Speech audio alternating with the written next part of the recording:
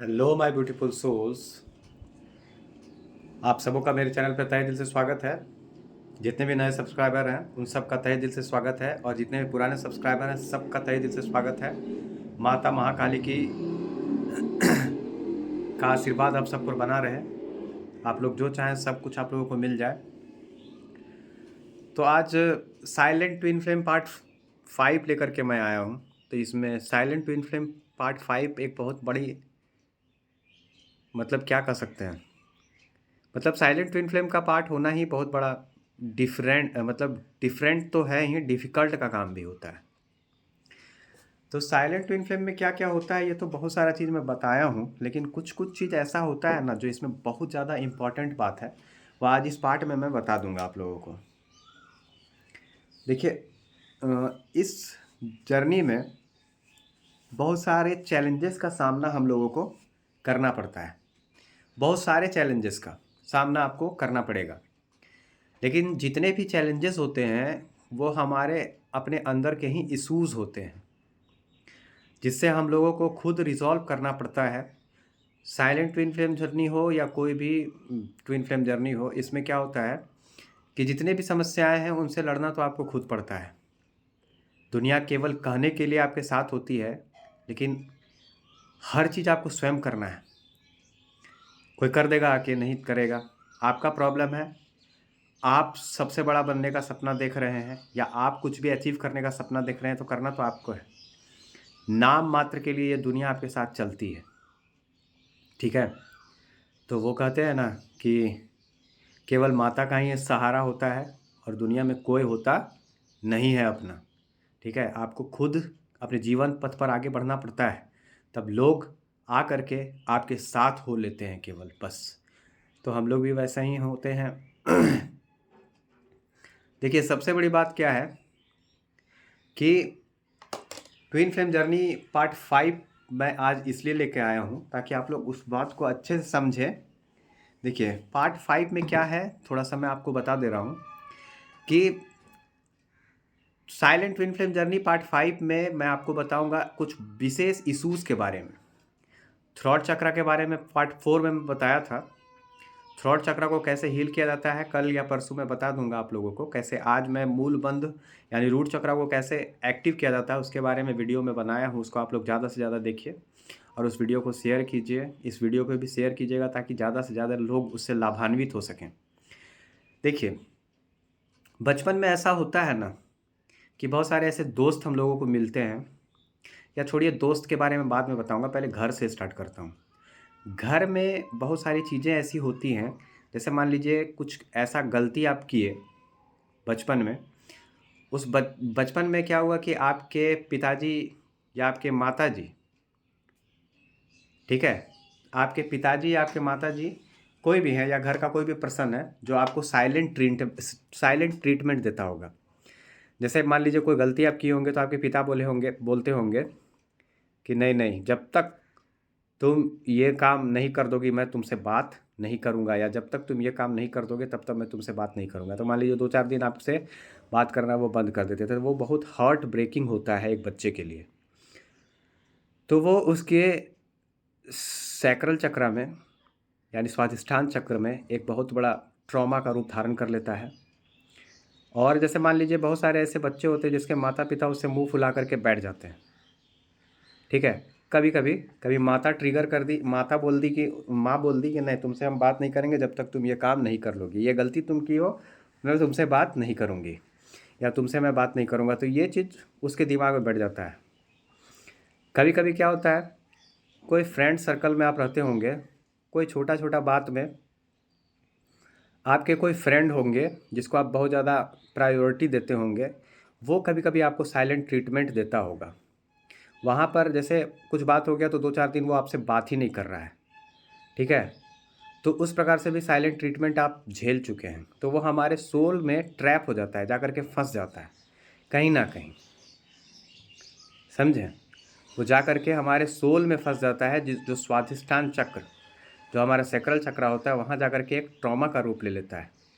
फिर क्या होता है कि हम लोग कुछ ऐसा होते हैं, हम ही लोग अपने आप को क्या कहते हैं कि जब तक मैं ये काम ना कर दूं तब तक मैं ये काम नहीं करूँगा।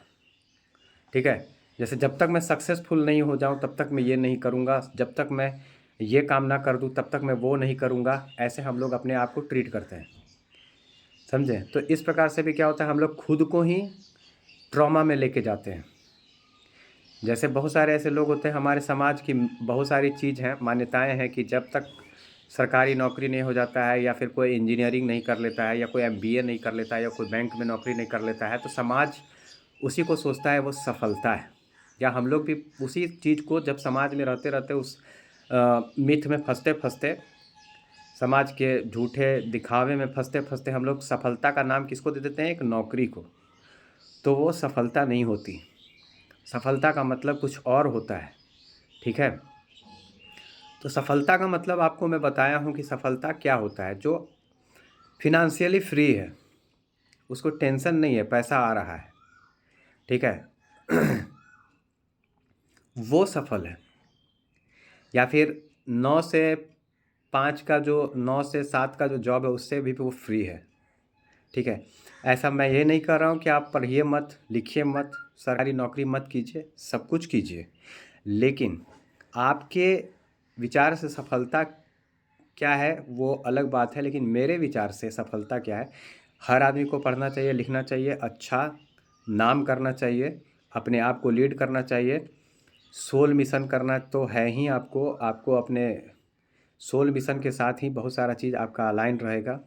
आपको अपने लाइफ पर्पस को पूरा करना ही है। आपका जिसमें इंटरेस्ट होगा, जब आप हीलिंग करना स्टार्ट करेंगे, अपने सारे चक्र को जागृत करना स्टार्ट करेंगे, तो आपका लाइफ पर्पस और आपका सोल मिशन आपको बता दिया जाएगा, आपके इंटरेस्ट में ही वो होता है।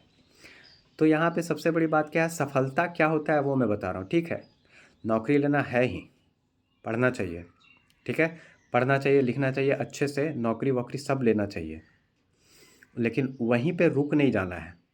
वो छोटा सा सफलता प्राप्त करने के बाद आप समझ लीजिएगा कि वही मेरे लिए सब कुछ हो गया, अब मैं सफल हो गया, तो नहीं।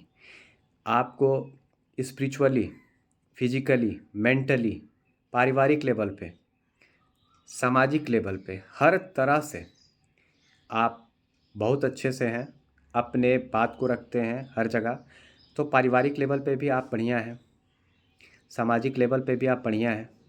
अपने फीलिंग के साथ समझौता करके आप कोई काम ना करें, ठीक है। आप ज़बरदस्ती किसी भी मिथ को मानना भी ना चाहें, और ना ही किसी भी ज़बरदस्ती किसी भी एनर्जी को खुद के साथ रेजोनेट करवाना चाहें। सबसे पहले मैं बता देता हूँ। तो यहाँ पे सबसे बड़ी बात है कि आप अपने मन को मार करके कोई काम ना करें। अब मन का मारने का मतलब ये नहीं कि कोई भी आपको पसंद आ जाएगा तो वहाँ जाके मुंह मार लीजिएगा, ठीक है। उस प्रकार का मन मारने का बात मैं नहीं कर रहा हूँ। या कोई लड़की पसंद आ गई तो उसको जा करके तो आप छेड़ दीजिएगा, तो वो भी मन को मारना नहीं है। वहाँ पे आपको मन को मारना है, हर जगह मुंह मारने वाला काम नहीं। बहुत सारी चीज़ें हैं जो मैं बता रहा हूँ, बहुत सारे लोग समझ गए होंगे कि मैं क्या कहना चाहता हूँ, ठीक है।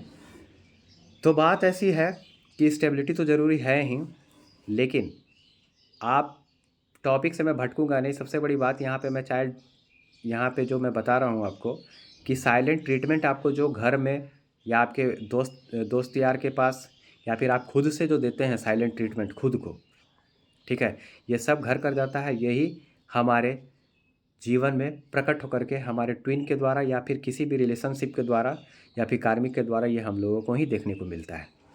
तो आप कहिएगा कि आपका जो ट्विन है वो आपको साइलेंट ट्रीटमेंट दे रहा है, या आप साइलेंट ट्विन फ्लेम जर्नी में हैं, यानी आपने वो सब चीज़ें झेली हैं जिसके कारण आप उस प्रकार से हो गए थे, ठीक है। अब आप उस समस्या को समाधान करिएगा तो क्या होगा कि आप साइलेंट ट्रीटमेंट जर्नी से हट जाइएगा, साइलेंट ट्विन फ्लेम जर्नी से आपका सब कुछ ठीक हो जाएगा।